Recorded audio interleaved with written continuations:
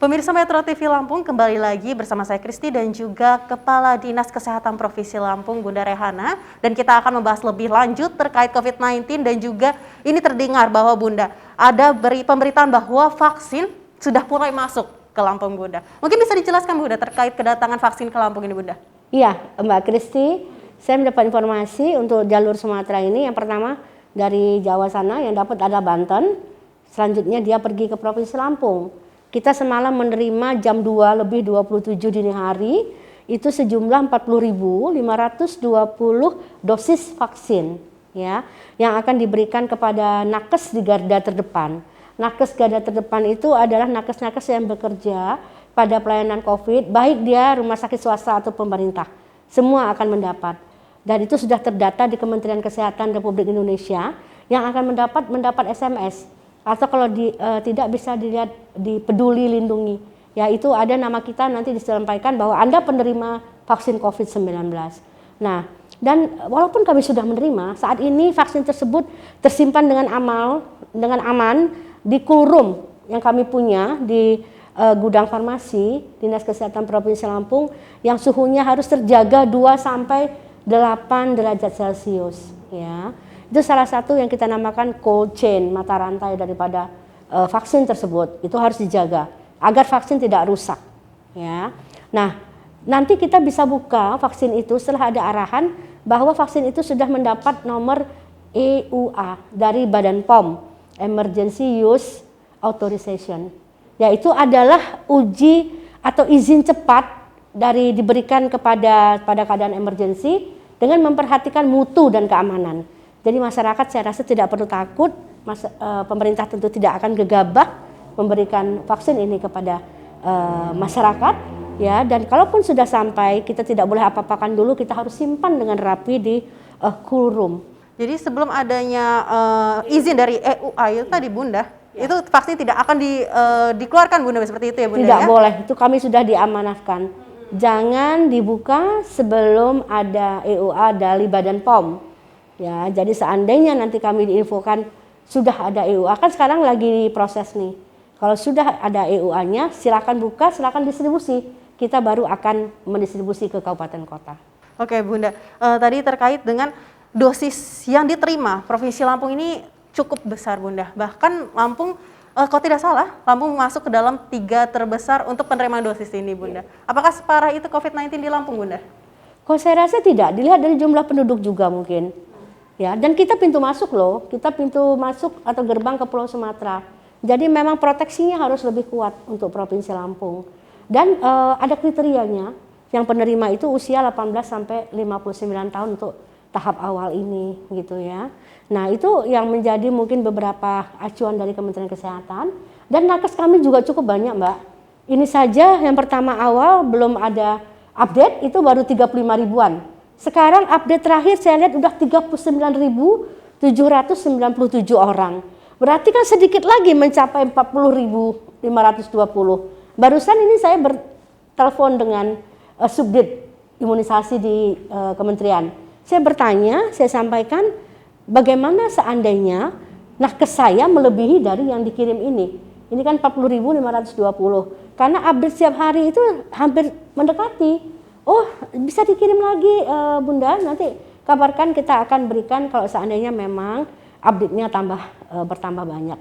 Jadi bukan harga mati, ya pasti kementerian juga melihat fleksibel lah, itu bagaimana update daripada tenaga kesehatan yang ada di masing-masing provinsi. Oke, selain tadi Bunda memaparkan bahwa tenaga kesehatan sudah dipersiapkan, lalu untuk alat yang digunakan vaksinasi kan untuk menyimpannya itu kan butuh alat ya Bunda. Apakah itu alat itu sudah disediakan dengan baik atau seperti apa Bunda? Jadi begini, nanti rantai dinginnya itu cold chain namanya ya, cold chain daripada vaksin tersebut dari pusat ke provinsi sudah aman, sudah ada quorum ya. Nah, dari kami nanti provinsi mengirim ke kabupaten kota. Masing-masing kabupaten kota saya rasa juga pasti sudah punya quorum. Nanti dari kabupaten kota menuju ke tempat pelaksanaan puskesmas, posyandu. Nah, itu yang paling harus dijaga. Ya, karena kita tidak bisa menjamin seluruh Provinsi Lampung ini listriknya tidak pet-pet gitu ya. Maksudnya gampang mati atau apa ya. Itu yang harus kita jaga. Karena kalau vaksinnya rusak tidak ada gunanya. Jadi jika dia melebihi 2-8 derajat Celcius, itu biasanya vaksin akan rusak.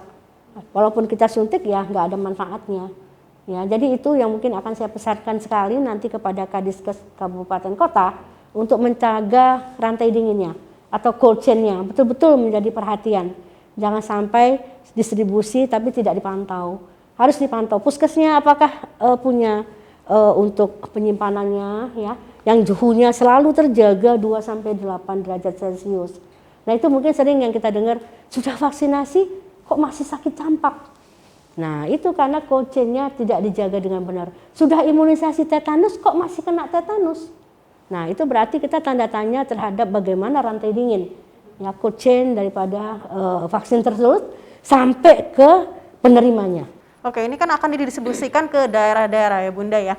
Nanti untuk vaksinasi ini sendiri, apakah dari pemerintah Provinsi Lampung sudah melakukan sosialisasi kepada dinas-dinas kabupaten kota Bunda? Kami sudah rapat koordinasi, sudah melakukan beberapa kali pertemuan ya tentang vaksinasi, dan ini pun yang tadi terdata 39.700 berapa gitu. Itu belum juga dilakukan penapisan. Penapisannya apa? Mungkin nakes ada yang punya komorbid. Ya, komorbid penyakit-penyakit hipertensi, DM dan lain-lain ya. Nah, seandainya dia komorbidnya tidak terkontrol, dia tidak akan boleh mendapat vaksinasi.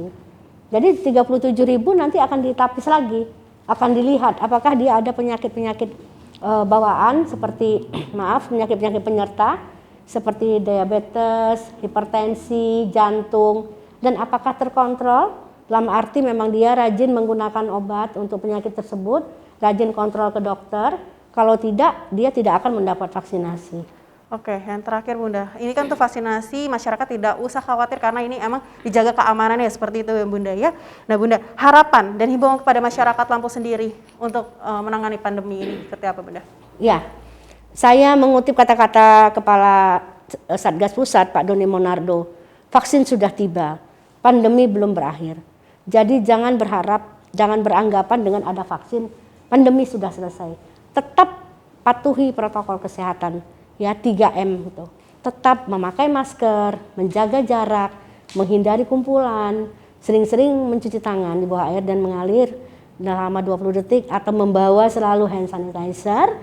Nah, itu yang paling utama. Ya, karena dengan kita mengetatkan protokol kesehatan, insya Allah itu merupakan vaksinasi juga bagi tubuh kita.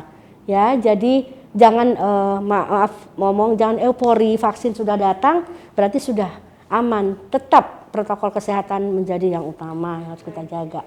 Terima kasih Bunda Rehana, Kepala Dinas Kesehatan Provinsi Lampung sudah bergabung bersama kami di Dialog Spesial. Pemirsa Metro TV Lampung, demikian Dialog Spesial episode kali ini. Saya Kristi beserta seluruh kru yang bertugas mohon pamit undur diri. Tetap terapkan 3M, memakai masker, menjaga jarak, dan mencuci tangan di air yang mengalir. Salam sehat dan sampai jumpa.